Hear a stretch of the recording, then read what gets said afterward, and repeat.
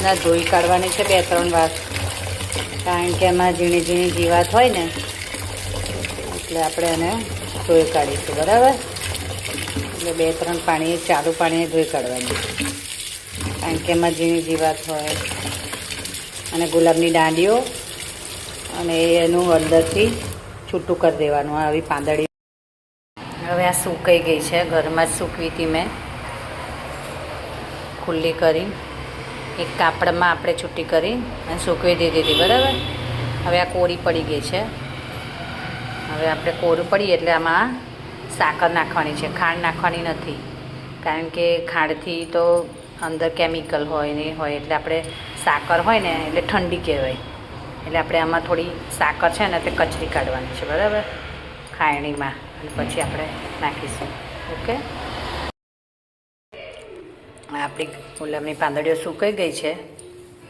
હવે આપણે આમાં સાકર નાખવાની છે.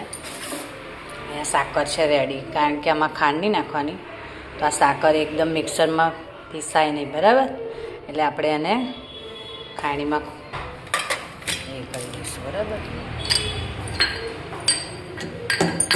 થોડી કચરાઈ જાય, થોડી એને કચરી નાખવાની છે. આવી રીતના જ નાની નાની કરી અને પછી એને મિક્સરમાં પીસી કાઢવાની છે આપણે. બરાબર, હવે આપણે મિક્સરમાં પીસી કાઢીશું. બરાબર,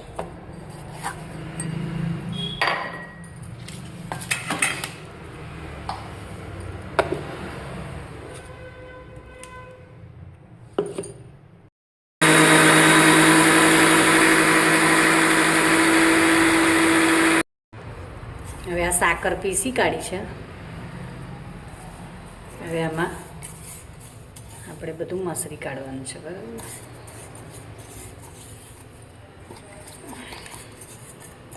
એમાં કંઈ સ્પૂન નહીં જોઈએ, કારણ કે હાથથી જ કરવું પડશે. આવી રીતના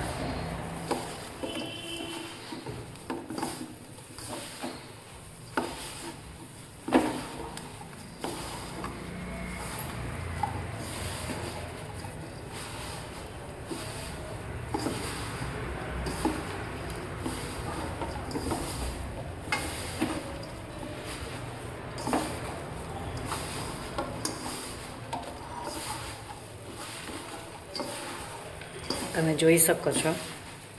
એને મિક્સરમાં પીસાયા તો એકદમ બારીક થઈ જાય, એટલે કંઈ મજા આવે નહીં, એટલે એને હાથથી જ કરવું પડશે. અને પછી આવું કરીને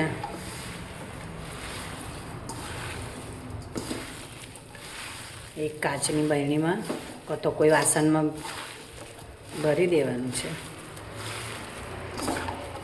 અને પછી એને અંદર કેસર પણ નાખી શકાય, ઇલાયચી પણ નાખી શકાય. આપણે સાદો જ બનાવવાનો છે ગુલકંદ. બરાબર, જો હવે આપણે આને થઈ ગયો. હવે આપણે કાચની જારમાં ભરી લેવાનું છે અને તાપમાં મૂકી દેવાનું છે. બરાબર, તમારી એકતા જ બનાવી દીધો. ઉનાળામાં બહુ સારો આ ગુલાબનું હોમમેડ કહેવાય. આ તો જોઈ લીધું એકદમ. હવે આપણે આને કાચની બરણીમાં ભરી દઈશું. બરાબર,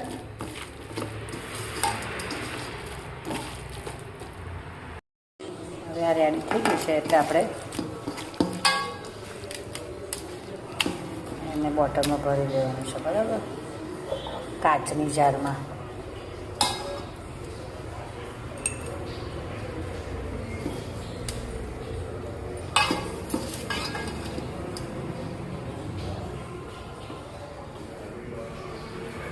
તૈયાર છે. બરાબર, હવે આપણે આને ઢાંકી દેવાનું છે.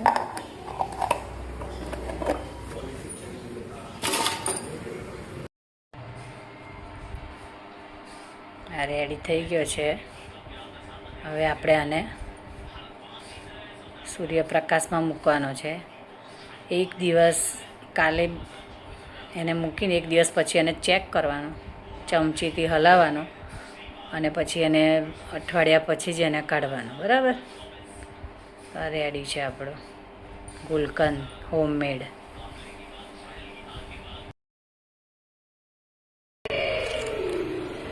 આપણી કુલરની પ્રાંત